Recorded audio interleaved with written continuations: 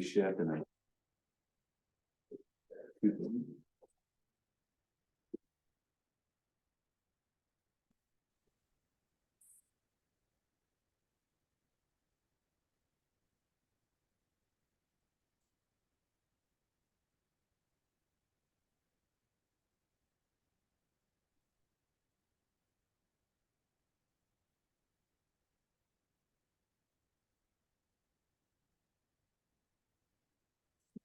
This time we'll call the meeting to order. Invocation. Father, we sure have a lot to be thankful for today. So good to us. We thank you for the day you've given us. We thank you for the opportunity to do business for the city tonight, Lord. We ask your blessing upon the meeting, upon our leaders, upon our police, firemen, Lord, those that serve our military. Lord, be with us this evening to bring glory and honor to you by all we do and say. In Jesus' name, amen.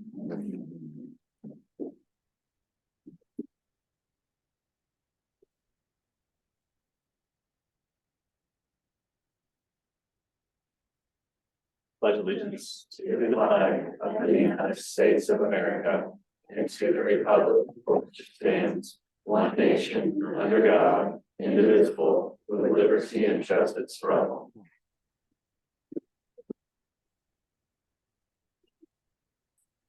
Are there any changes to the agenda this evening? There are, we have two. We need to add a presentation by the Boy Scouts related to flags downtown, and I apologize, Sherry and I visited about that, and I told her I'd get on the agenda, and I did not, so that one was my fault. We also need to table the discussion about the water conservation plan to January 3rd. Jeremy's out sick today. We want him to be a part of that discussion. I can see that. Move to accept the agenda as amended. Second.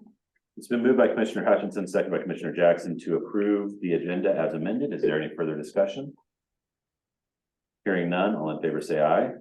Aye. All opposed, same sign. Motion passes. Would we do the presentation before or after public comments? Do we go 6 of one, half of the other? We'll go for the presentation first then.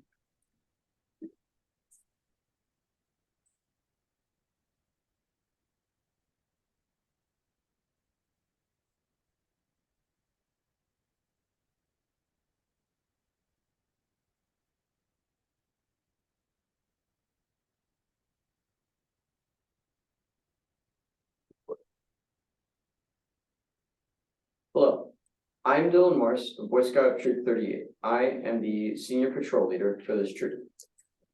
I am here today to see if the city of Concordia would like to enter into a flag contract with us. Our flag contracts we have done with the local businesses for quite a few years now, and we were wondering if we could do the same for the city of Concordia's downtown area. We would put up the flags on flag-related holidays such as the 4th of July and Veterans Day. We would need funding of $1,200. This would cover 8 holidays per year, and the scouts would take care of acquiring the 30 flags and poles required for the event.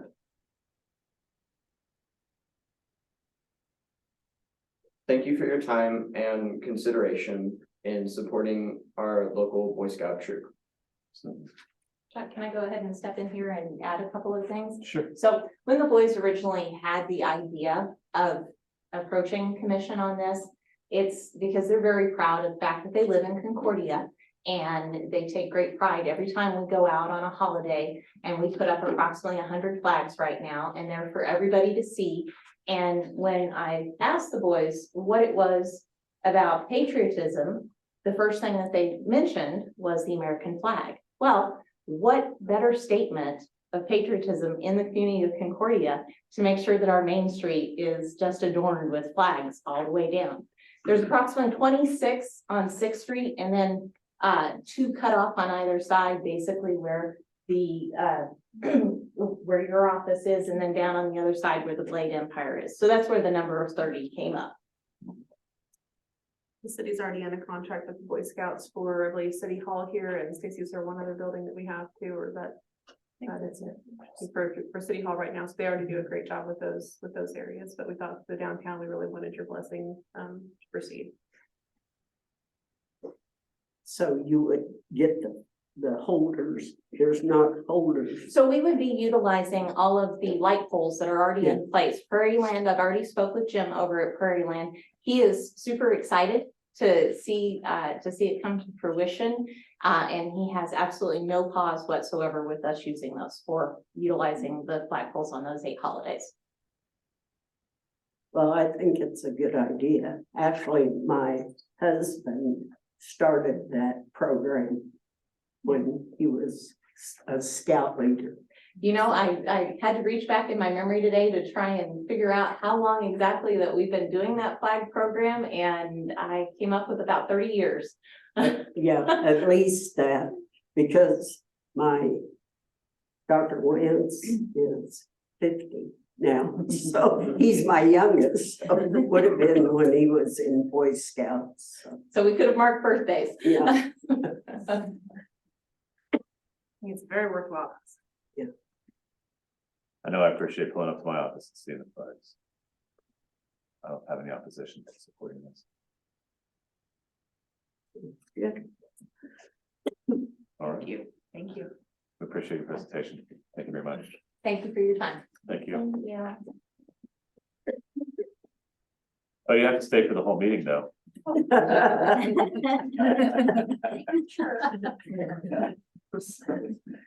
God. Yeah.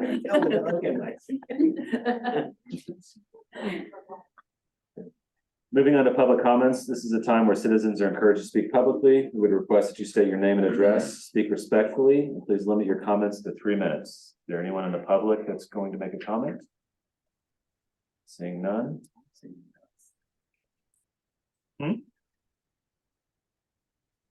Moving on to our action agenda. This sounds so action. Moving on to minutes of the November 15th, 2023 meeting. Move to approve the minutes of the November 15th, 2023. Second. So moved by Commissioner Hutchinson, seconded by Commissioner Wentz to approve the minutes of November 15th, 2023. Is there any further discussion? Hearing none, all in favor say aye. Aye. All opposed, same sign. Motion passes. Moving on to appropriation ordinance 22. I move to approve appropriation ordinance number 22. Second. So moved by Commissioner Wentz and seconded by Commissioner Jackson to approve appropriation ordinance 22. Is there any further discussion? Hearing none, all in favor say aye. Aye. All opposed, same sign. Motion passes. We'll move on to resolution 2023-2169, the sale of temporary notes. Here, Commissioners, we're gonna let Clayton Kelly with Piper Sandler go ahead and introduce this item for you. Thanks, Commissioners, and thank you for allowing me to speak tonight. So just kind of taking a step back, last week we secured financing for a temporary note. The funding for that temporary note was used for the St. Joseph subdivision to address the housing shortage in Concordia.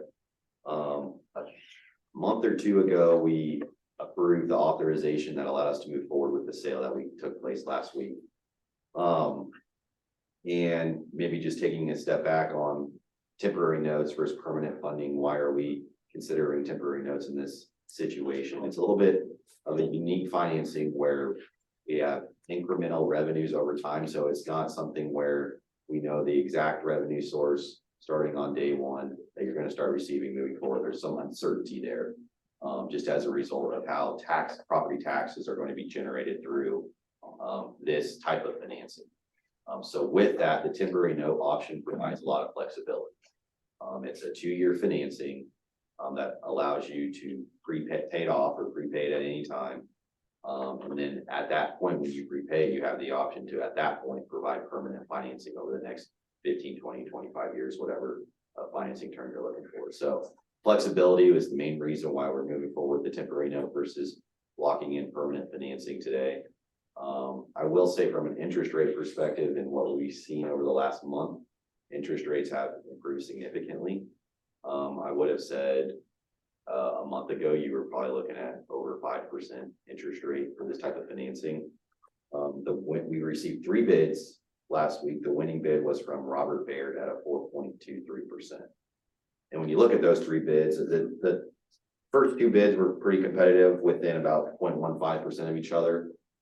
That last bid from Northland was over 0.5% higher. So that just kind of gives you some perspective of the change in interest rates and where banks think rates are at right now. Just seeing a lot of volatility, but overall, a significant improvement from what we were expecting a few months ago. But with that tonight, the action item on your agenda allows us to lock in that interest rate from Baird at 4.23%.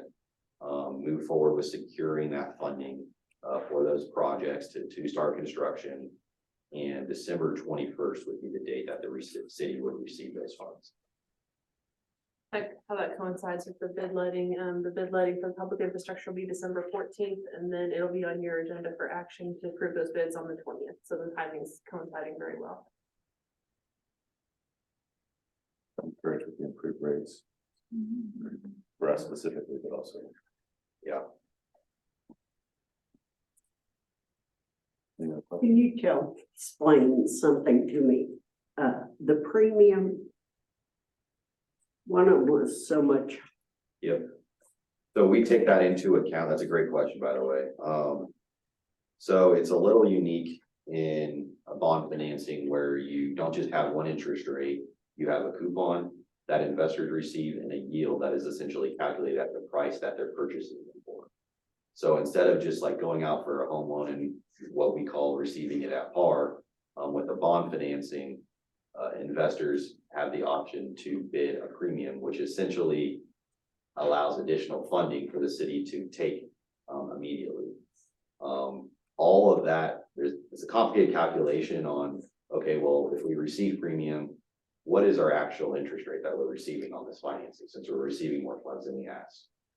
That is shown at the bottom, that true interest cost. So in your example, that Oppenheimer, they presented with a premium of $3,000. Even after factoring that in, the additional $3,000 that the city would receive by accepting their bid, the overall payoff, that coupon that they receive that they're requesting as part of that premium results in a higher overall borrowing cost to the city. Thank you.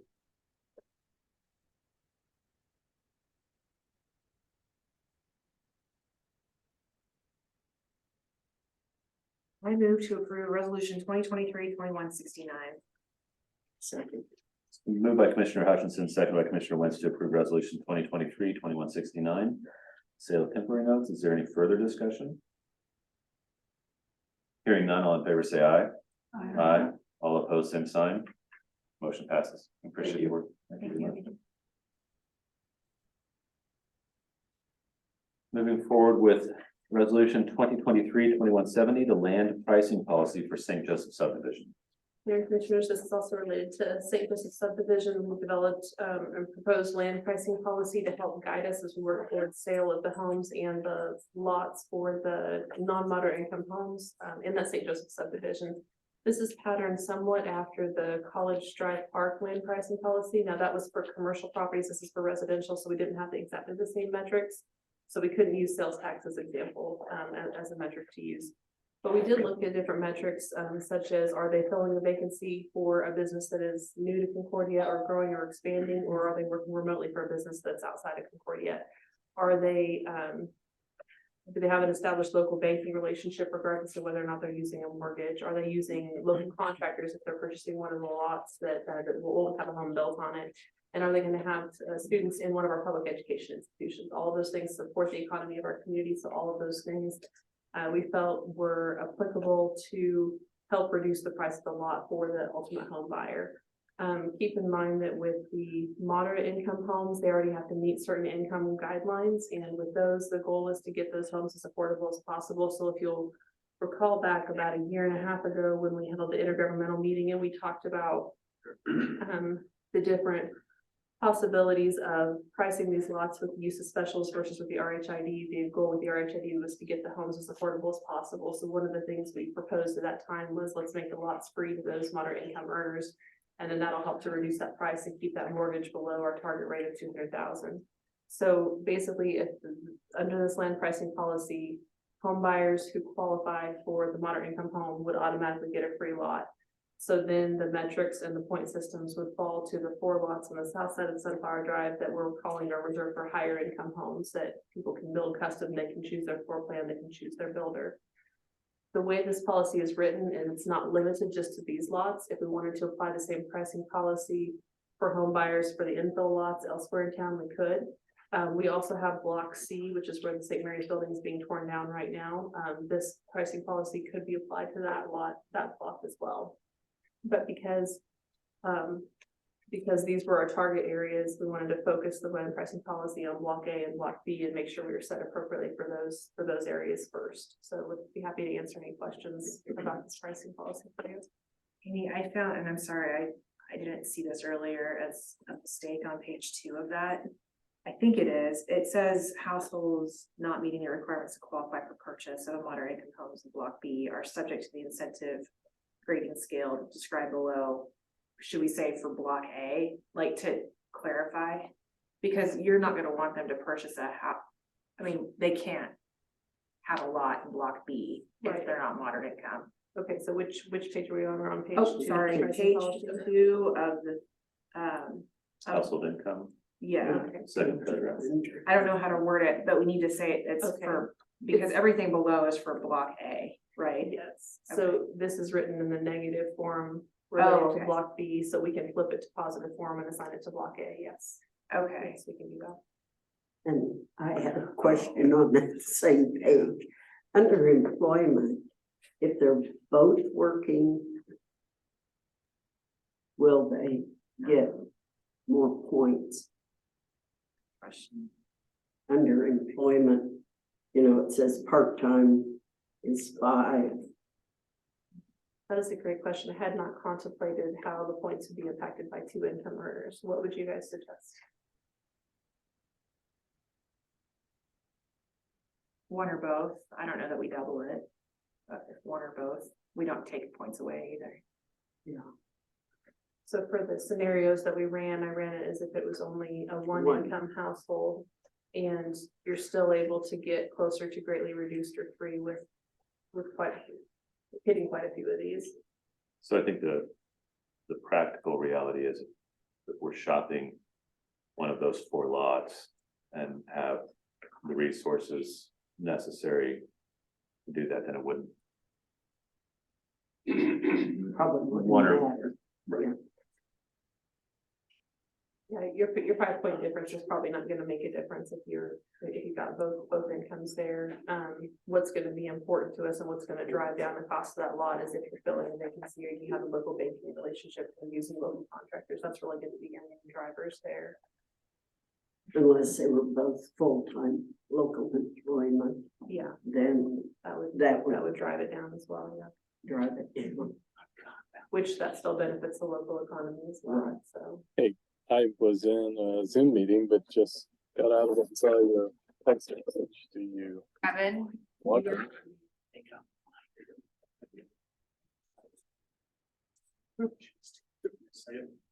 Okay, so do you want this worded such that the points are per household income earner?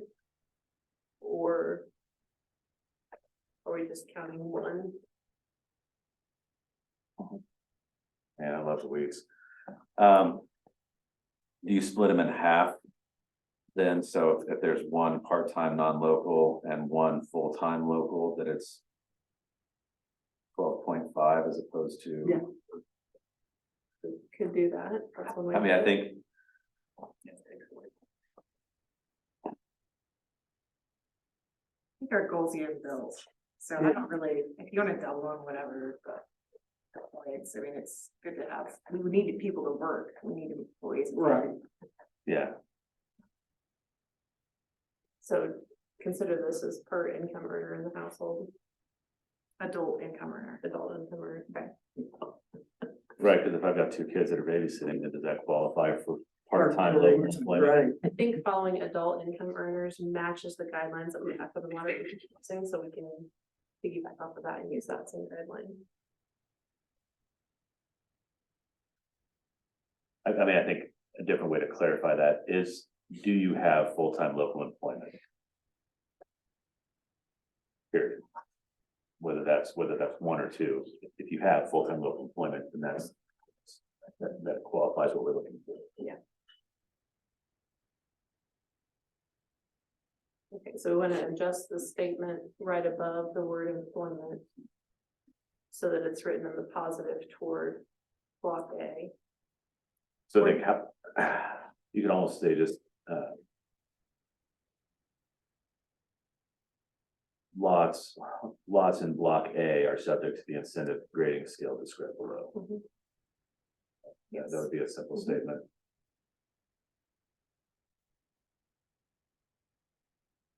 I just don't want to leave any gray area that you can still go ahead and look at block B. If you're not monitoring. Right, right. Lots/homes in block A are subject to the incentive grading scale described below. Is that achievable? Yes. Any other questions related to this?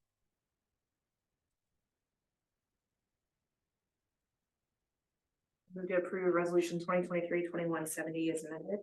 Second. Moved by Commissioner Hutchinson, second by Commissioner Wentz to approve resolution 2023-2170 as amended. Is there any further discussion? Hearing none, all in favor say aye. Aye. All opposed, same sign. Motion passes. Moving on to the sports complex utility vehicle purchase. Mayor and Commissioners, previous meeting, I had brought to your attention that our utility vehicle complex has broken down, deeming it not usable. So went out to bid for both Farm Country Ford and Prairie Land Partners for replacement. Both returned bids matching all the specs, but Farm Country Ford had the lowest bid. The Kawasaki Mule. All new versions are 4x4 now, so that's really the only difference of what we have. But $11,309.90 was a low bid. Request the approval of that replacement. I have a question. Shouldn't read all this stuff. How many hours did you say was on the old one? Jared told me it was close to 3,000. I think it's used a lot. And with those, I mean, the heavy drag, both the flat drag, spike drag, put a lot of weight, wear on it. It runs at a higher temperature, pulling those. So that's what, and then obviously sucking the dust in, and even the new turf groomer is heavy. The machine, so pulling those things as often as we need to. That's what we're on. Move to approve the purchase of the Kawasaki Mule SX 4x4 for $11,309.90. Moved by Commissioner Hutchinson, seconded by Commissioner Wentz to approve the purchase of the Kawasaki Mule SX 4x4 for $11,309.90. Is there any further discussion? Hearing none, all in favor say aye. Aye. All opposed, same sign. Motion passes. The acceptance of grant and purchase of protective netting. Commissioners, as you recall, this project has been on the CIP list. One of the ones that we've been working on. We've been looking at this for pretty much all year, a lot of different ways, a lot of different direction we could go with it. Compared to a lot of the other complexes, this is the design where a lot of people are going to. It's a cleaner version, it's a more protective version. This one would not only be taller netting from what we have now, but it would extend all the way to dugouts. So it would go in front of all the bleachers. So as tremendously upgrading the foul ball protection, especially for that middle area. So as I'm talking to Beacon Athletics, who is a renowned company in this type of improvement, facility improvement. And consulting with them, we got a quote from them originally, and then we started exploring funding for it, not only through our CIP, but grant funding. As you see in that, we were awarded $20,000 grant from the Community Foundation. So with your approval now, what I'm asking is for the approval or the acceptance of the Community Foundation grant, 20,000, and then the protective netting system, which would be for both fields, Jensen and Meyer, for the $42,300 from Beacon Athletics. So between those two fields, there's just gonna be one of these per field, or there'll be two on each side of each field. Yeah, so each field has its own net. Okay, one that's gonna protect the bleachers, but still would let it. Yeah, that's all the way from dugout to dugout on each field. There's Okay. 2 nets total in this. And you can see on the picture of what the design really would be. There's 4 poles that are engineered, stamped, coming from them. And then those 2 poles will be by the dugout corners, basically by where the walk-ins from the field. And then 2 more poles in the corner by the backstop, and that would be one setup. So there'll be 3 feet of chain link on the ground, and then that net would start and go 27 foot high. Okay, for some reason I was thinking one net was just like for one of the wings, but you're saying it goes. So it goes all the way to Okay. the whole new backstop for Okay. everyone. Yeah, I got you. It's a lot cleaner sight lines for enjoyment and then increasingly safety. Sure. I think this is long overdue. So I move to accept the grant from the Community Foundation in the amount of $20,000 and approve the purchase from Beacon Athletics for the permanent inline protected netting system in the amount of $42,300. Moved by Commissioner Hutchinson, second by Commissioner Belden to accept the grant from the Community Foundation in the amount of $20,000 and approve the purchase from Beacon Athletics for the permanent inline protective netting system in the amount of $42,300. Is there any further discussion? Hearing none, all in favor say aye. Aye. All opposed, same sign. Motion passes. Appreciate the homework, Chris. Moving on to ordinance 2023-3214, the repeal of the gas line code. When I was working on the ordinance for the water conservation plan, I noticed that this was still in there and we no longer have that gas line. And I was numbering the water conservation plan ordinance, and it won't fit where the current one is because it's just a real short paragraph in there. And so this seemed like a good place to put it anyway. So this needed to be done before that could be approved. It needs to be done anyway. So there's no reason to have it. So I just recommend that it get repealed. Certainly makes sense.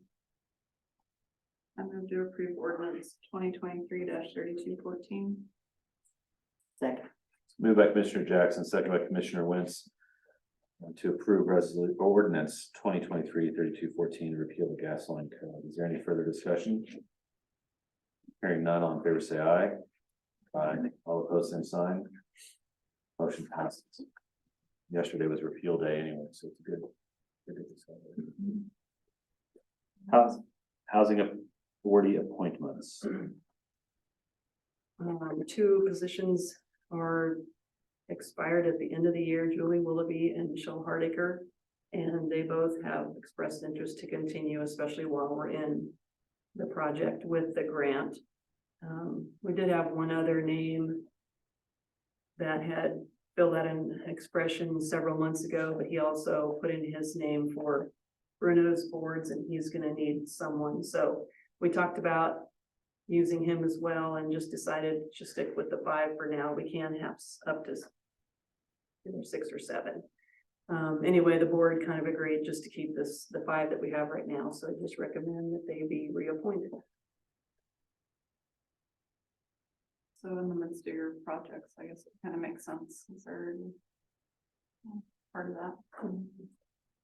But I would move to reappoint Julie Willoughby and Michelle Hardiker to the Housing Authority Board. Second. Moved by Commissioner Jackson, second by Commissioner Hutchinson to reappoint Julie Willoughby and Michelle Hardiker to the Housing Authority Board. Is there any further discussion? Hearing none, all in favor say aye. Aye. All opposed, same sign. Motion passes. Moving on to ordinance 2023-3215, the 17th Street vacation. Mayor Commissioners, this ordinance is recommendation from the planning commission to vacate that portion of 300 blocks East 17th Street and retaining a ingress egress combination utilities, and if there are some utilities in there. And that was a request of the actual applicant, Daryl Hosey, to keep that egress easement there, so based on vacation article in the zoning regulations, everything has been met, no private rights, and there was no written objection to anybody agreed by the vacation, so the recommendation is to accept it, retaining the easement. What's the purpose of that vacation? On the application, he said for further development of the property. But if you look at the example, you can't build on that easement, so that allows 20 foot basically. And you have to understand that 10 feet of this street was vacated back in the 80s on each side, so it's actually only a 60-foot right of way now, when most right of ways are 80 feet. So basically all that does is allow 20 more feet of development for those south lots, So which is, south of that right of way. which is Daryl's?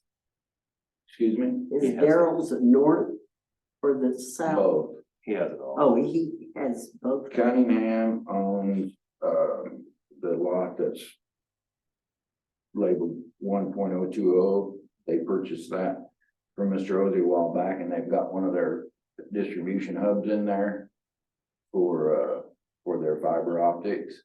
And they've got a massive amount of cable underground in that easement right there, going across Kansas Street right away to that other side where we kept an easement on that other side of Kansas Street. And then, Dennis Fleming owns the one on the corner where the actual exhibit A block is on 1.010 block there. And he actually filed with Daryl to vacate that, so. I was curious because it seemed like the one to the south was getting more land to use, usable land. Well, they're all getting half to maintain, Yeah. but the actual use of it is to the advantage of the The owner to the south. That's south. exactly right, with that easement in there. Unless at some point they decided they didn't need that easement. If a development ever came along where they were using up a lot of land there, they could have a private drive in there or open it back up if they wanted for access, depending. I move to approve ordinance 2023-3215. It's moved by Commissioner Hutchinson, second by Commissioner Belden to approve ordinance 2023-3215, 17th Street vacation. Is there any other discussion, further discussion? Hearing none, all in favor say aye. Aye. All opposed, same sign. Motion passes. Thank you. Moving on to managers' reports. Okay, Commissioners, will give a little bit of a report. Streets Department, just wanted to give an update there. They've been sweeping a lot of leaves, doing some patchwork for utilities, and then are working on the last 2 curb and gutter projects that'll be completed for this year. There were 12 curb and gutter projects that we did not get to this year. And so Stacy sent them all letters letting them know that we're not going to give to them this year, but if they still want to be considered, to let us know, and we'll keep them on the priority listing for this next year. We did put a notice out on the website too that we're no longer accepting applications because we have a current backlog. And so as soon as we get that backlog caught up, we'll take that message down and begin accepting applications again. Project updates, the East 6th Street mill and overlay striping will pick back up again tomorrow. They were a little bit delayed due to some equipment malfunctions, but that project should be finished up by the end of the week. The box hanger at the airport is progressing. We haven't yet started progress meetings, but we'll hear soon. Demolition finally began on 830 West 11th Street, so we expect that to come down fairly quickly. But excited to see that final clearing of that area.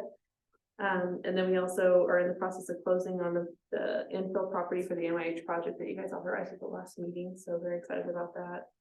We are working, the Kansas Infrastructure Hub has funds available. Maybe I think we talked a little bit about that at the League Kansas Municipalities Annual Conference. There's funds available for projects. Talking with our airport planner, we can use some of those funds or access some of those funds for our local match for the box hangar. So we're gonna apply for some of that funding. So that should save the city about $47,000 if we're approved. So we're looking at doing that. Let's see, we'll be advertising for a public works director next week. So if you know of anybody that would be a good fit, have them watch for our posting, please. Spent last Wednesday, Thursday, Friday in Dodge City for the annual KCM conference. So that's the city managers from across the state, and had some great conversations with folks from Lawrence and Garden City in particular, as well as those up and down the 81 corridor. Lots of conversation about housing and homeless, and lots of good work happening across the state on all of those. So we're learned quite a bit there. Upcoming events, we have tomorrow our all staff in services in the morning. So City Hall will be closed in the morning, so staff can attend that. We've got everything from first aid and CPR. So we also have a speaker coming in from KU discussing conflict resolution, kind of how to apply that. So we're pretty excited about that. And I think Chief Boss, do you want to share the excitement about the meal that we're serving for employee appreciation luncheon? Chris Santos catering. It does a great job. This is also where we share it with the employees, our employees can book updates and offer them their end of the year appreciation gifts. So it'll be a good time. And then on Monday, December 11th at 7 p.m., the next comprehensive plan steering committee meeting has been scheduled. So it'll be 7 o'clock here. We'll have a Zoom option as well. The consultants will be attending via Zoom, and that's for our contract. They're only attending 2 or 3 meetings in person in an effort to save some costs there with them. So all of you are part of that, as well as the planning commission. So I would encourage you to attend if you're able. I know it's a little bit short notice, so do attend if you're able to. Happy to answer any other questions that you have. I guess maybe you were brought out. We've hit our 30 days on the Blue House on State. Are you giving an update on 720 State? Oh, you are. I've got an update for you when it's my time. Awesome. Any other questions for me? No? It's your time. Well, first of all, Staff reports. first of all, just like to say that, that CJ's Car Wash and EV charging station, they've applied for a building permit, and we're reviewing the plans now. They do have to send us another, little shift in the civil drawings based on,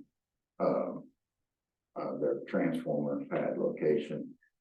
And they want to get started. I've gotten 3 phone calls in 3 days from the applicant, wondering how long it's going to take us to review the plans, because they want to get started as soon as possible, because they want to open in July.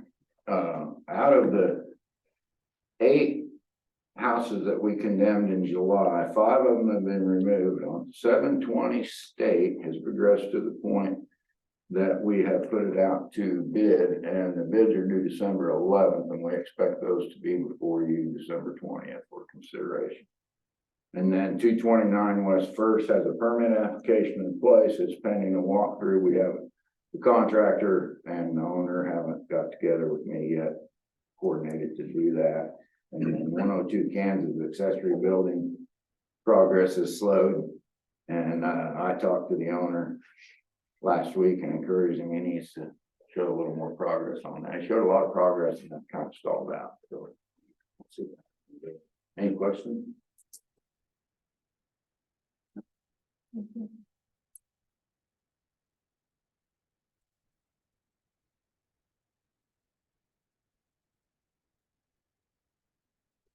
Update, if you remember back in March, we ordered a F-250 from Farm Country Ford, and it's still on back order. It's not even picked up yet for production. So we're gonna be doing some talk with them and other places to see what the options are. That Chevy that the captain's using as a chase vehicle is starting to have a lot of mechanical issues.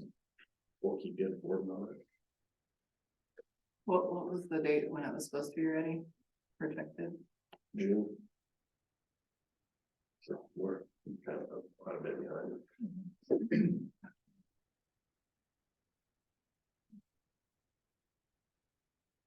So just a quick update. I don't know You remember when the Elk State Bank ATM got hit, drove down? We were able to get the second subject arrested in Texas. So we'll be extraditing them back to start prosecution on them and hopefully get a couple of our victims some restitution, which we'll see how that happens. But anyway, we do have 2 people in custody over that. Crime. So.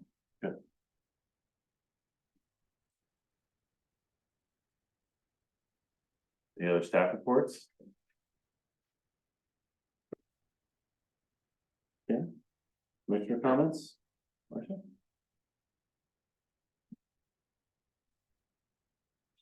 Yeah, my neighbor was one of the ones that got the curb and gutter done, and it looks great, and, they're cheerleading about the city of Concordia on the social media outlets is, really great to see. It's just, they think it's one of those other wonderful reasons that they moved here a couple of years ago. They just really love the community, and programs like that I think are really helpful. So I'm grateful to the staff for getting that done in kind of difficult times.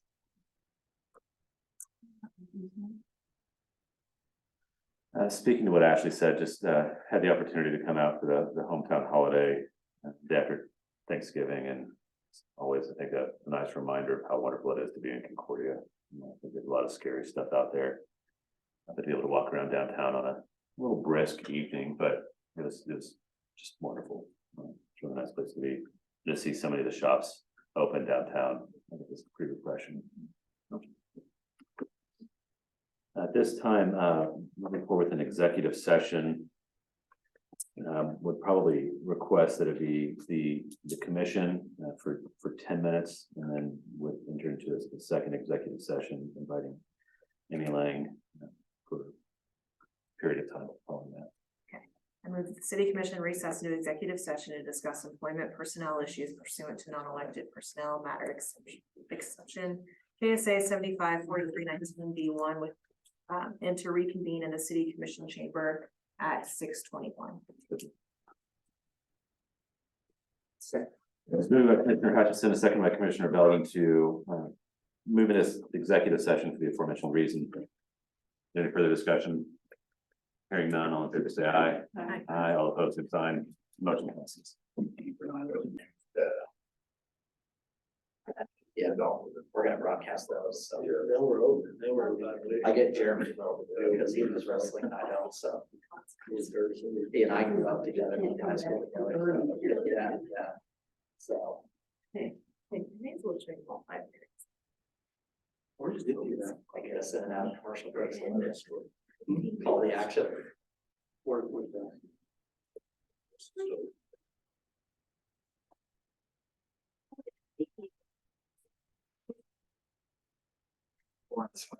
Games, but mostly always love that. It's just impressive. It is every day that I'm doing.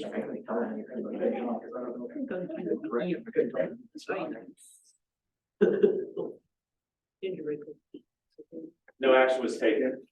At this time, I would entertain another motion for executive session, inviting Amy Lang for the same reasons for a period of 20 minutes to reconvene in the city commission chamber at 6:33 p.m.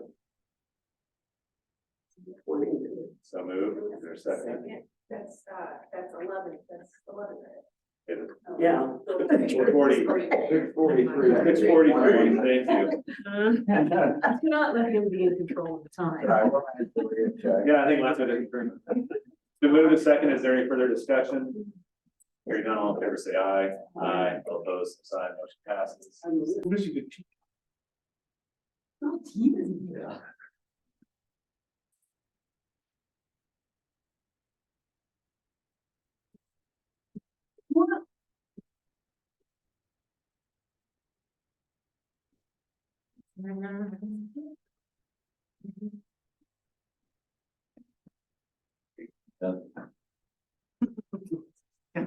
Cool, Bruno.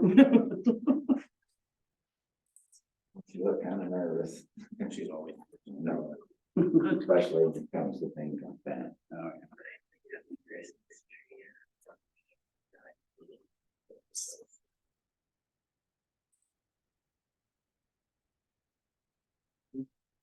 yeah. You would.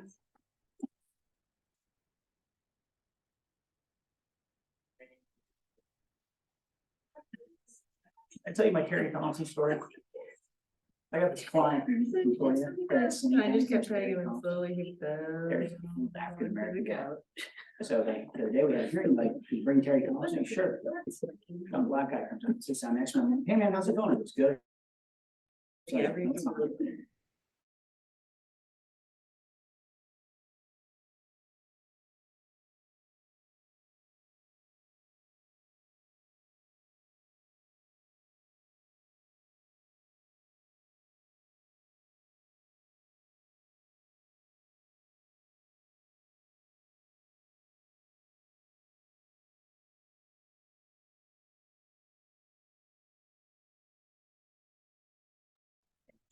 Oh, well, I thought I was having a stroke.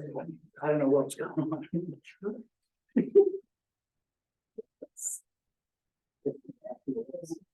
Oh, it depends on the day, but yeah.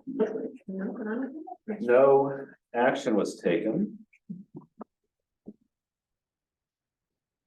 Make a motion to extend our city manager's contract For the original agreement. for the original agreement for the period of 2 years. Second. Who wants it? It's been moved by Commissioner Hutchinson, seconded by Commissioner Jackson to extend city manager's contract for a period of 2 years for the original terms of the agreement. Any further discussion? Hearing none, all in favor say aye. Aye. All opposed, same sign. The motion passes. Appreciate your service and look forward to all the work we're gonna get out of you moving forward. Thank you. At this point, I would entertain a motion for adjournment. Moved by Commissioner Belton, second by Commissioner Wentz to adjourn the meeting. Is there any further discussion? Hearing none, all in favor say aye. Aye. All opposed, same sign. Meeting is adjourned.